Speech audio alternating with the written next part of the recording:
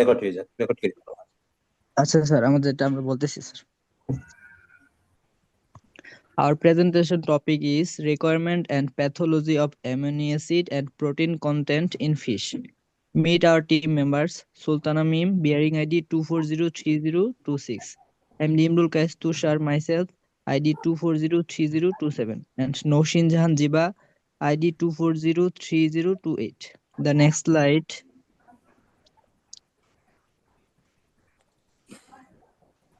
Introduction.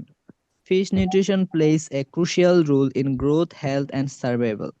Protein is the most important and expensive nutrient in fish meat. This amino acid imbalance leads to poor growth and nutritional diseases. Understanding requirements helps in efficient and sustainable aquaculture. The next slide.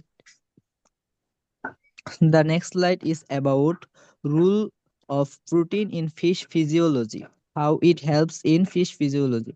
And protein forms muscle, skin, organs, enzymes, hormones, and antibodies. It provides amino acids for tissues growth and repair, metabolic activities, response. Unlike carbohydrates, fish use protein efficiently as an energy source. Protein deficiency directly affects growth and survival. And the next slide. Amino acid structures and functions. Amino acids are basic structural units of proteins. Each amino acid contains amino group, carboxyl group, and side chain. Proteins differ in function based on amino acid sequence. Balanced amino acid supply is essential for protein synthesis. The next slide. Essential and non-essential amino acid, which is very important for fish body. And essential amino acids is which cannot be synthesized in fish body, must be supplied in diet. The examples of essential amino acids are lysine, methionine, arginine, and threonine.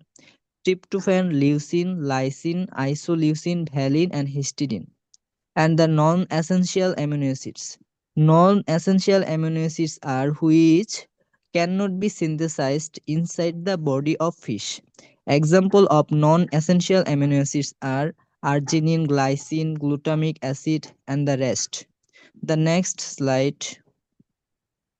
Protein and amino acid requirements in fish. Requirement varies depending on species, age and size, feeding habit, environmental conditions.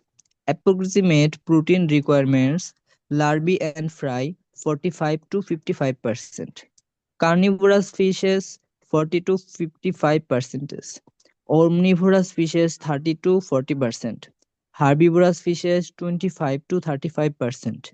Younger fish need more protein than adults. And the next slide. And the next slide will continue my teammate Naushin Jahan Jiba. Assalamu alaikum. Dietary sources of protein and amino acids. Animal protein sources: fish meal, sheep meal, meat and bone meal.